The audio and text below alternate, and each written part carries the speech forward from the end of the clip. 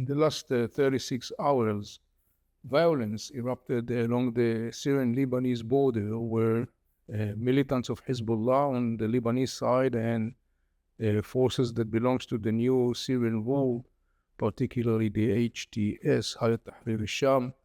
were involved in an exchange of fire along the Lebanese-Syrian border. Hezbollah, the Lebanese, denied that he was part of this exchange of fire, and it may be accurate in the sense that the area of the Lebanese-Syrian border, the word border is very much ridiculous when you're talking about Lebanon and Syria, because there is no really a tangible border. And one of the significant outcomes of that fact is that there has been an enormous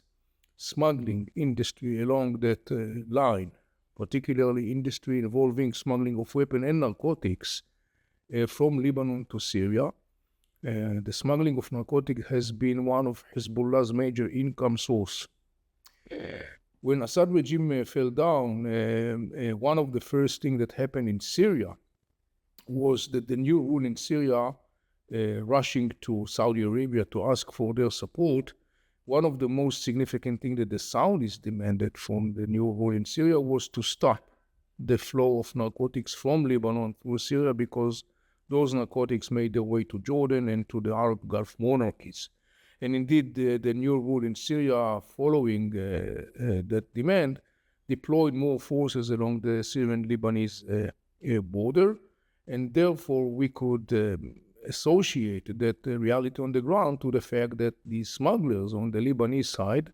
we're talking particularly about a couple of big families in the eastern part of Lebanon and the valley of Lebanon. Those families, massively armed, are also part of the Hezbollah system, but at the same time they're also acting as an independent warlords in their own region. And so those families have been engaged, or continue to be engaged, of course, in this whole smuggling of narcotics and weapons, and therefore it is possible that the background for these clashes that took place within the last 36 hours or so, that is the major reason for that clashes. One way or another, it definitely indicates the dramatic shift that happened starting as of the end of 2024 with the downfall of Assad regime in Syria. We have witnessed a very dramatic reconfiguration, particularly of the activities and feature along the Syrian-Lebanese border. Now we have a new rule in Syria that is very hostile to the Hezbollah, and rightly so, bearing in mind the fact that the Hezbollah has been engaged in the war in Syria since the beginning to support Assad regime, and the Hezbollah has been responsible for the killing of dozens of thousands of Syrians. In fact, today, a formal report by the Syrian Center for Observatory of the Syrian Affairs, based in London, pointed out that some 215,000 Syrian civilians were killed in the war,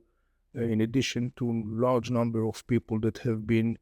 their fate has been unknown, let alone, of course, the issue of millions of Syrian refugees. Hence, you can understand, of course, the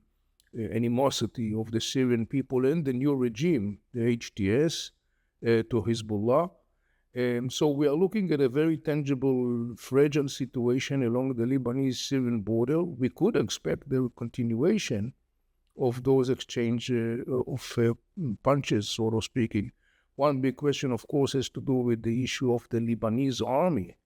Lebanon has an army, and in fact, the new president of Lebanon, Joseph Aoun, was up until recently the chief of staff of the Lebanese army. The Lebanese army finds itself caught between a hard place and a rock, and trying to calm things down as soon as possible, as quickly as possible. But in the end of the day, this is part of the very convoluted reality that has been evolved in Lebanon, particularly